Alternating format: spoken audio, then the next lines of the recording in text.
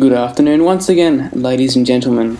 Welcome to PRL's fourth round of the championship. We are in China, one of my favourite tracks, and we enter with a slender 6-point championship lead, but Mighty Murph, one of our rivals, takes a pole position, so congratulations to the Kiwi, who are only managing to get within 2/10 of him.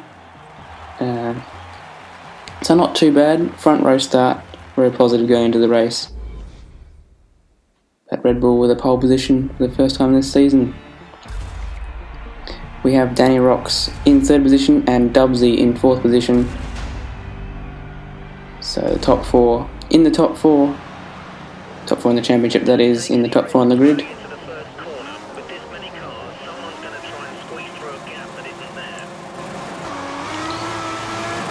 And we're going to try and squeeze through a gap that is there, and off we go. Slightly better start than Murph, and he defends to the inside.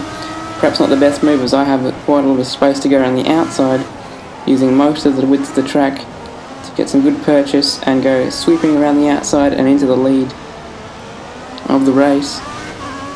Should be noted that there's quite a good chance of rain in this race, so we'll have to watch out for that. But it looks like Danny's slipped through to make it a Mauritius 1-2 at the start of the race, and indeed the two of us do pull away as Murph regains his position up into third, but we have made quite a significant gap already. And by lap 6 you can see here that Danny and I have quite a decent lead. He's still on Murph in third, but he's also pulled out a massive gap on fourth, so the three of us looking really set for easy podiums, I would have thought. But then look on the map, bang bang, two cars on the wall. It's Brucey and HS. Unlucky for those two guys. But safety car deployed is an absolute disaster for the team, because we're going to have to stack our cars. I refit option tyres, and Huzo does not pit and takes the lead of the race. That's a key difference though, me being on option tyres. Most of these other guys did choose prime tyres for this particular stint, and Huzo the only one not to pit in that period, I believe, almost coming out in front of him. But on the old prime tyres, he struggles for grip. And indeed, we do take the lead straight away. But he does put up a bit of a fight to the people behind, and that does enable us to extend the lead a little bit. We'll notice that Murph's in front of Danny as she stacked and lost track position to him during that safety car period. But off we go, and with fastest lap on the first lap after the safety car, we have pulled out quite a large lead over Murph. 15 minutes to light rain, and another fastest lap the next lap brings the gap up to 4.2 seconds. We're really trying to get a big gap here before the rain comes out, and because we might have to do an extra stop on the option tyres. We actually get that to 10 seconds roughly by lap 16, and Dubsy in third now. I think Huzo and Danny having contact, taking them to the back of the field. Anyway, we pit at the end of lap 16 to fit another set of options as we wait for the rain. Obviously this means we drop back to fourth, as not everyone else is planning to pit. But I do believe that the two in front, that's Cena there, and I think Dubsy, pit the next lap, mirroring my strategy.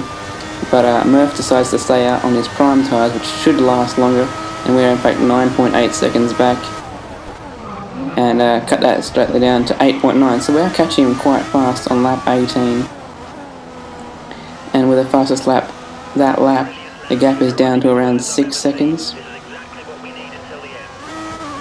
Taking huge chunks out of Murph as he struggles on the old primes. But on lap 20, the rain is starting to come down. So perhaps if I pitted a bit earlier, I could have reaped the more rewards of the options. But he's right there, and we both pit for inters at the same time. Not ideal for me. I was hoping the rain would hold off a little bit longer. But we are in the fight. Green stripes of the inters are on. and the two of us in a very clear first and second over Cart did.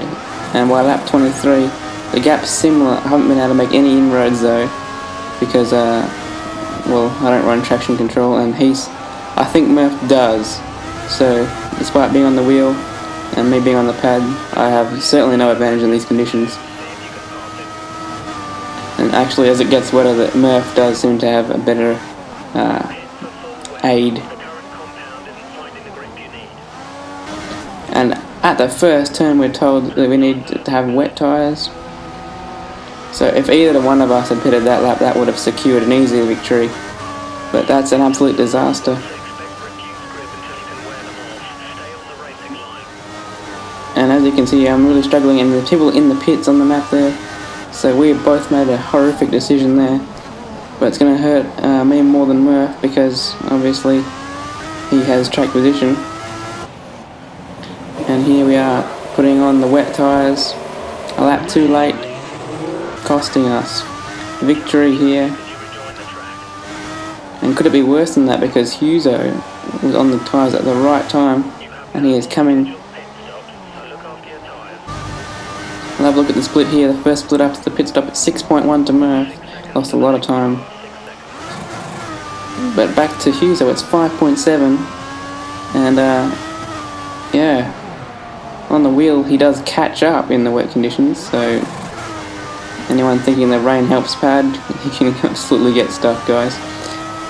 Anyway, Murph wins the race. Congratulations to him. That's 2 in a row. And the championship lead swings over to him by 1 point. As Huzo spins there at the last corner, saving our bacon there. Second position.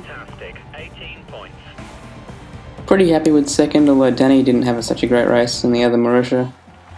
And yeah, podium not so bad. We'll see you next time, guys, for the Spanish Grand Prix. I've been Jacko. See you next time.